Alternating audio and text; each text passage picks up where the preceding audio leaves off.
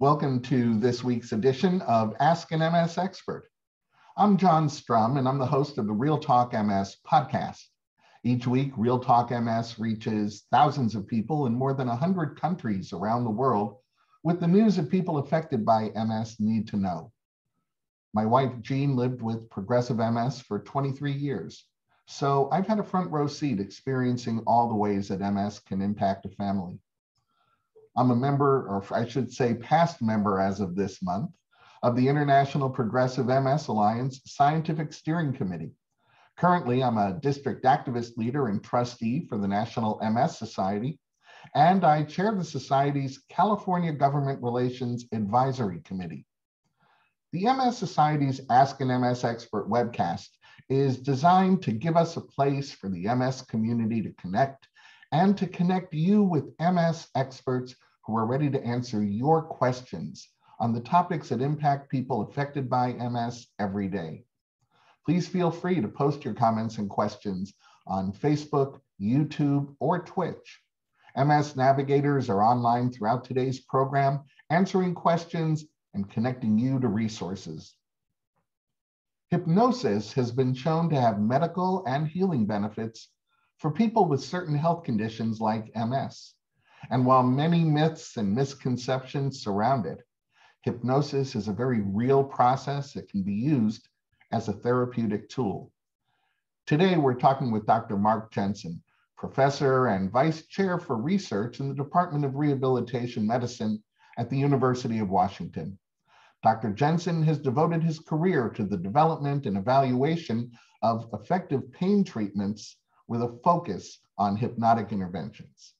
Welcome, Dr. Jensen. Thanks for being with us today. Hi, John. I'm happy to be here. Thanks for having me. Now, when we talk about hypnosis, the first thing that may come to mind is a stage performer using it for entertainment. But hypnosis is a complementary and alternative medical treatment that can have a positive effect on people. So I'm hoping you can get us started by giving us a definition of what hypnosis is and how it works. Yeah. So with respect to what it is, I see hypnosis as having two essential parts. The first part is inviting the person to get their brain and body and into a state in which they're open to suggestions that could be beneficial to them. A state in which the brain, the body, the mind is flexible and open to new ideas. After entering that state or getting that state, with hypnosis, you then make a specific clinical suggestion that the person could respond to. And the suggestion can be anything that could be a benefit to the person, to feel better, to feel more comfort, to feel more calm, to be able to resist temptation. Whatever the person needs in their life, we can use hypnosis and suggestions in this way to essentially kind of reprogram their automatic behaviors so that as they move through their day, they can be more comfortable and function better. So that's how I view hypnosis. I'm sorry, what was the second question? Well, I think you may have explained it. I asked you how it worked. Yeah, how it works. Well, that's absolutely fascinating. And we have several studies going on that are funded by the National Institutes of Health to answer just that question. We're looking at how hypnosis activates different parts of the brain and how that activation influences how well a person responds to treatments, to suggestions, as well as how hypnosis is different than things like mindfulness and other treatments. So the how it works, we're still understanding, although we have some preliminary findings that I could jump into, but maybe you have other questions as well that, preliminary findings about how the brain works, but maybe that might be a little more detailed than you need at this point. Well, maybe we can circle back to that. I'm curious though, is hypnosis safe for people who are living with MS? So a large body of our research with hypnosis is with people with MS, and it has side effects, and those side effects are overwhelmingly positive.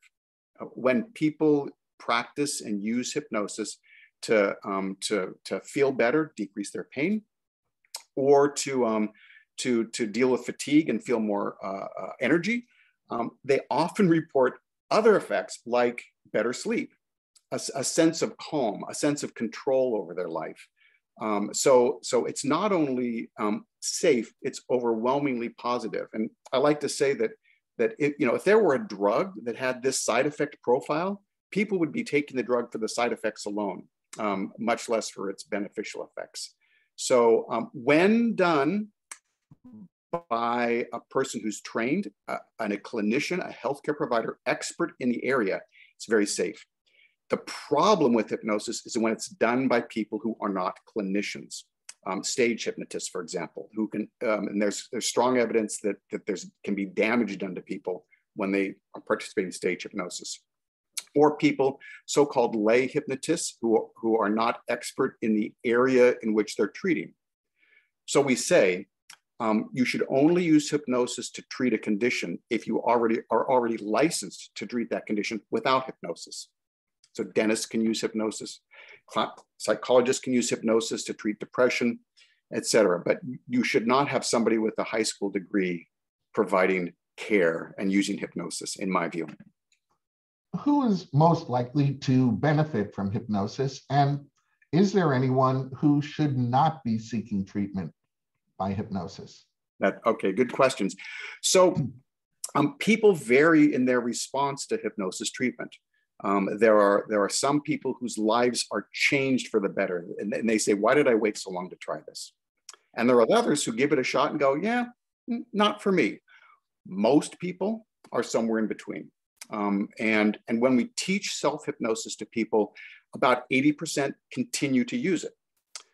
So a lot of people can benefit from it, but people will vary in how much. And that's what I tell patients when they say, is this going to help me? I say, well, a lot of people benefit.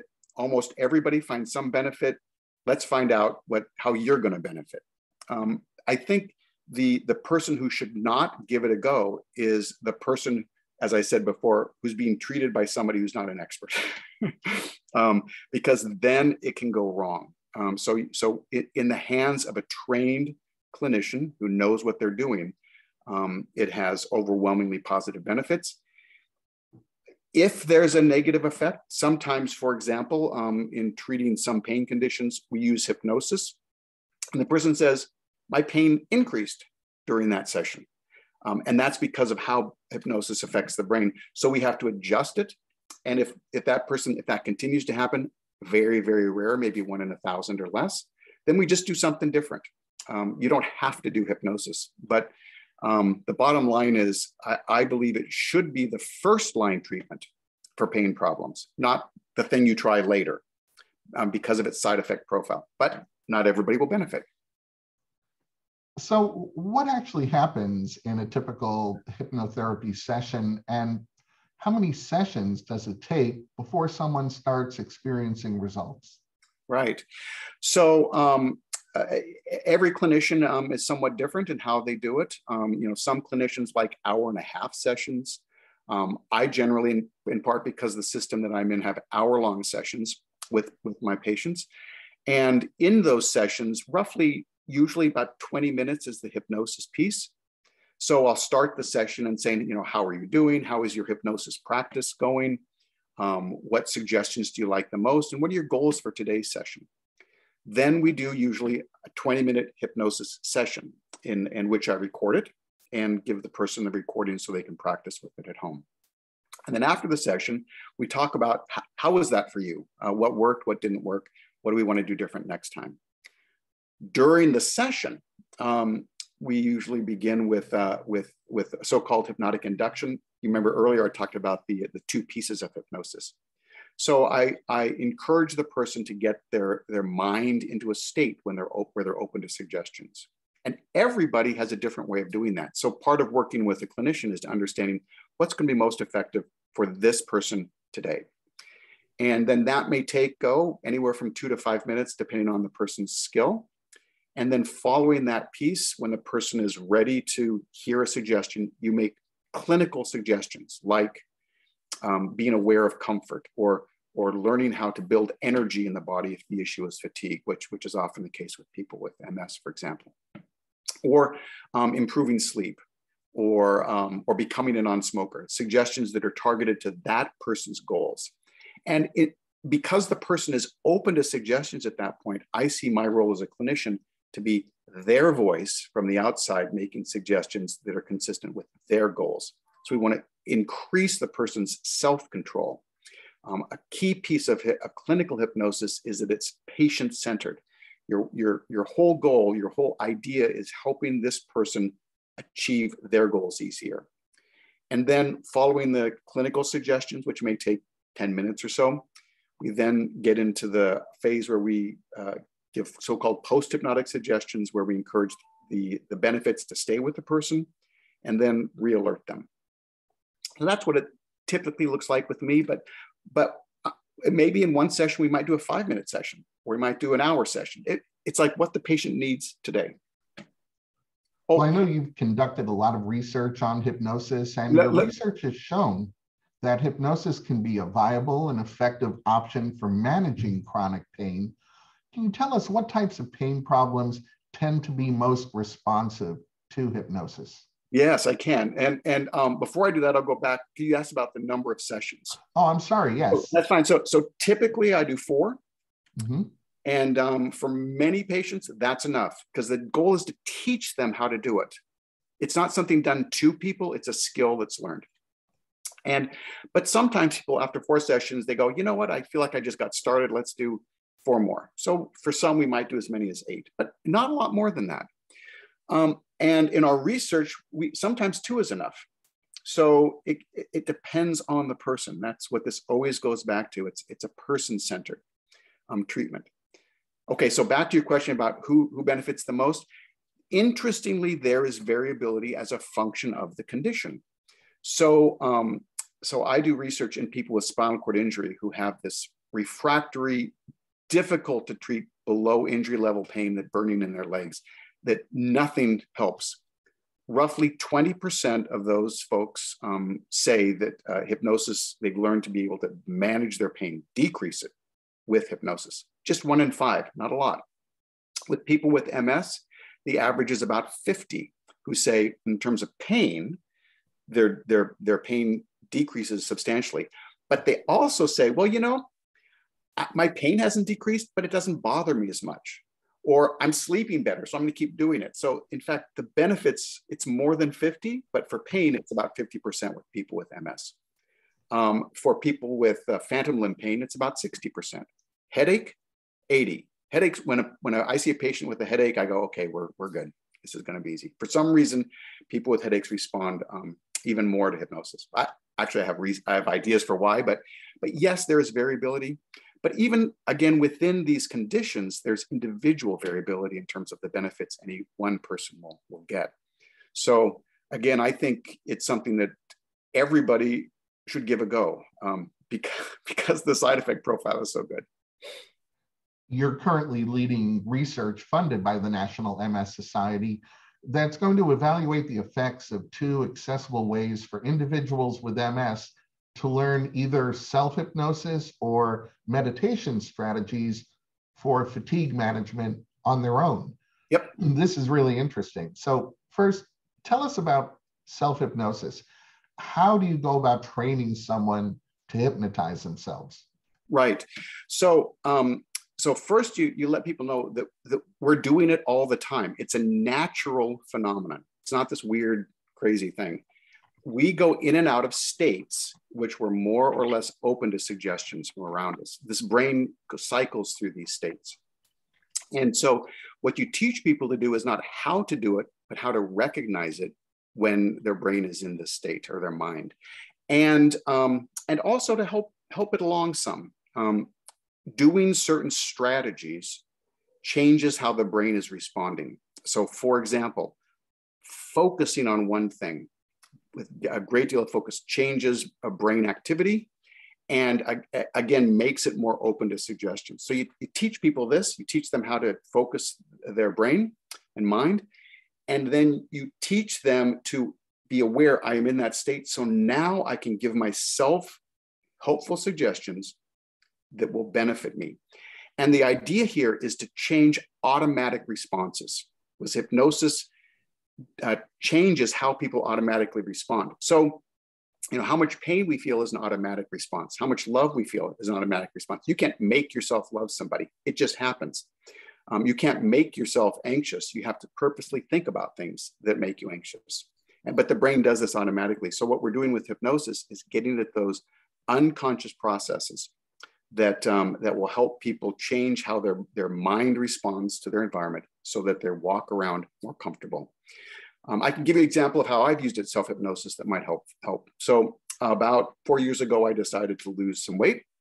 And so I started using hypnosis, self-hypnosis, to change how I responded to food automatically and how I responded to internal sensations of hunger. So my response to foods that are inappropriate for my goals are to feel proud that I am avoiding them. So I love during this, especially when I was losing the weight more rapidly and I hadn't achieved my goals, when I love to have cake be offered me, because I could say, no thanks, and then feel proud. So I gave myself this hypnotic suggestion that I would feel that way. And so I did. And I also did suggestions of seeing myself in the future in a way that was consistent with my goals, which was 25 pounds lighter. And so when seeing that, my brain kind of automatically behaves in a way then to achieve that goal. So I would get myself into the state, give myself those suggestions. And then as a result, over 3 or 4 years, I lost 25 pounds. I've done the same to help myself improve sleep. I used to have insomnia, no more. I use self-hypnosis to improve sleep. So it's a matter of learning how to get in that state and giving yourself the appropriate suggestions. Is there any danger associated with self-hypnosis? I'm sorry? Is there any danger associated with self-hypnosis? No, because it's a natural state. So it's taking advantage of how our brain and body already work. I would say the danger is not doing it because that we all have ideas and thoughts in our head that are helpful, more helpful and less helpful, that we've sometimes gotten from the outside. You're a bad person, you're a stupid person, you're a great person, you're a wonderful person. We have those ideas in our head. And if we are in a state where we are more absorbing ideas that are in our own head, we'll respond to those ideas. So our research shows, for example, that people who have negative thoughts about themselves, those who are more responsive to hypnotic ideas are doing more poorly. They're responding to their own self-suggestions. So I think the danger, if there is one, is not taking control of a natural process that we already have. Well, to that point, how does self-hypnosis differ from something like meditation? There's some overlap because both are kind of calm states. If you look at brain activity, brainwave, the brain is doing different things with meditation than with hypnosis. Meditation, at least mindfulness meditation, for example, which we study in our research, is a state in which you kind of gently accept your experience as it is. That's it. And that has health benefits. But the goal is not to quit smoking, decrease pain, increase, change your diet, sleep better. The goal is to learn to get into that state, which then has these natural benefits. Hypnosis is very targeted. You enter a state of deep absorption, which is a different brain state than just acceptance. And then in that state, you insert clinical suggestions. So it's very, very goal-directed. You might have a session to decrease pain or feel more energy. Whereas mindfulness meditation is just, I'm going to accept my state. So the brain is doing different things and the goals are different, but both are beneficial. And interestingly, some people take a shining more to one than the other. There's no one thing that works for everybody. So the fact that they're different is a good thing. Vive la différence. But they are very, very different. We heard from Jamie. She tells us that she wants to try hypnosis as a treatment for her anxiety, but she's having a tough time finding a hypnotherapist near her home. So where can someone find a hypnotherapist? And what are the questions we want to be asking to make sure we're talking to someone who has some credibility, who isn't one of those high school graduates, as you put it, who doesn't have clinical training? Right. So a very good website for finding a trained clinician is the American Society of Clinical Hypnosis, ASH website. And you can go there, and they list clinicians in every state who are trained and who are licensed healthcare providers. So that's one resource.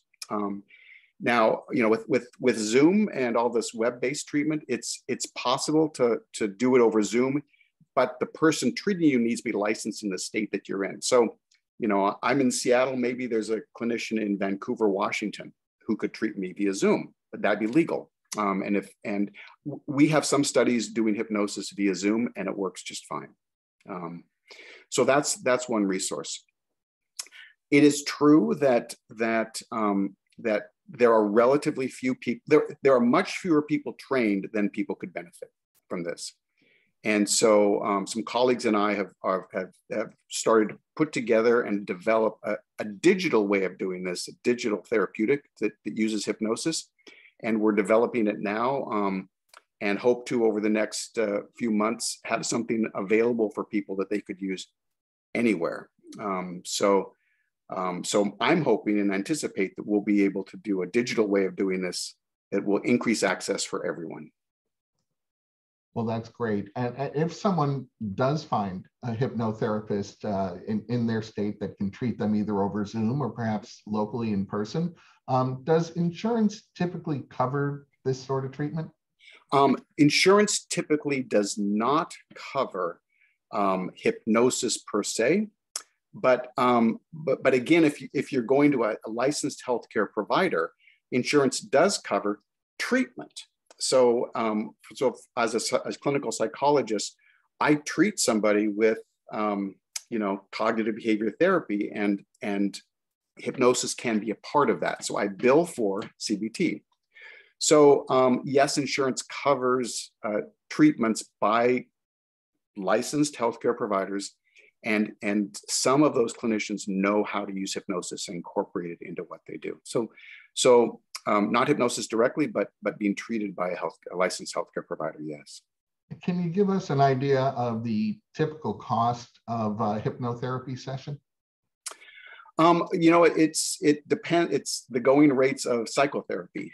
So that varies from state to state. And so, if somebody's charging more than that, I'd run. If somebody's charging less, then maybe they aren't a licensed healthcare provider. So I would go with the licensed healthcare provider, whatever the going rates are.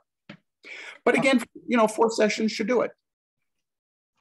I'm sure there are people listening to our conversation who still might not be quite sure about hypnosis. What would you say to those people who may be reluctant to try hypnosis, or they're skeptical of hypnosis, or they're one of the people who believe they simply can't be hypnotized? Right. So be skeptical. That's a healthy thing.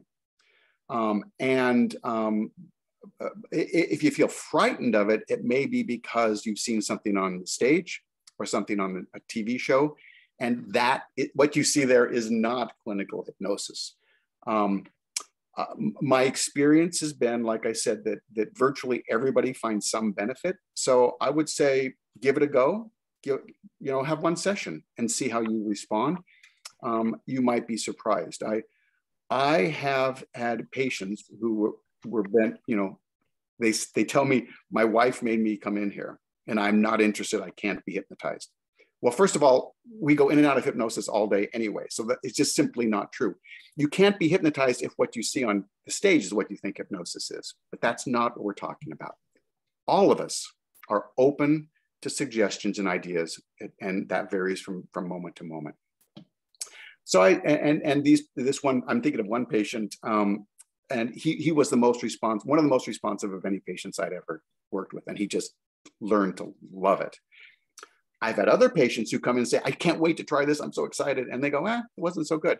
So your expectations, the idea that I can't be hypnotized you might be surprised at how very responsive you are and what you get from it. Well, I'm sure you've given a lot of people some new things to consider when they're thinking about their MS symptom management. Yeah. What would you say are the top 3 takeaways that you'd like our audience to remember? Well, I think the first thing to remember is that our experience, whatever it is, anxiety, pain, that fatigue, is an experience that the mind creates and hands to us. And we can get control over that. And hypnosis can be a powerful way to do that. Our research shows that it's more powerful than other things on average, more powerful than meditation, more powerful than cognitive therapy. But there are people who don't respond. So I'd say, takeaway is give it a go. A second takeaway is learn more about it. There are excellent books on that explain hypnosis. I've written one of them for a manual for patients, but there are others as well. So look at Amazon.com, look for books, read about it, but again, the authors should be someone with a degree behind them, because there's lots of bad information out there as well. And then the third thing is give it a go. You could go to the ASH website to find a clinician.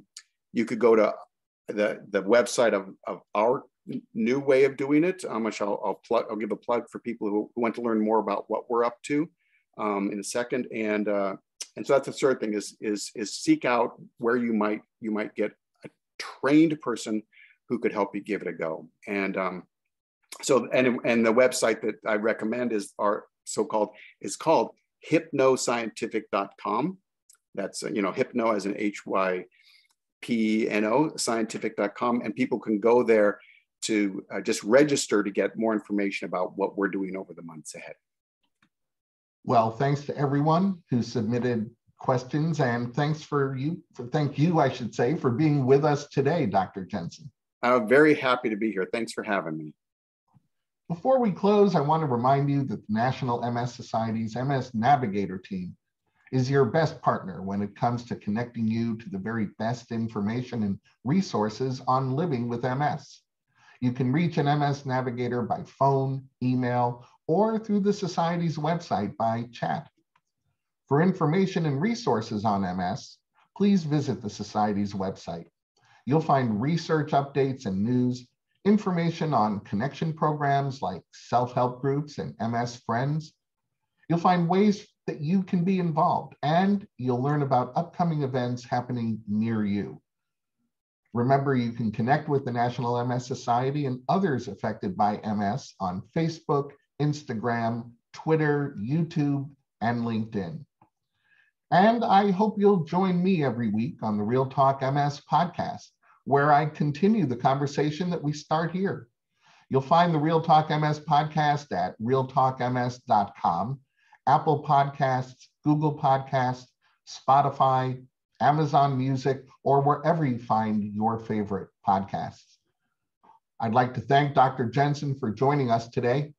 Please remember that a recording of this webinar is going to be available at the Society's website at nationalmssociety.org/MSexpert, as well as on Facebook and YouTube.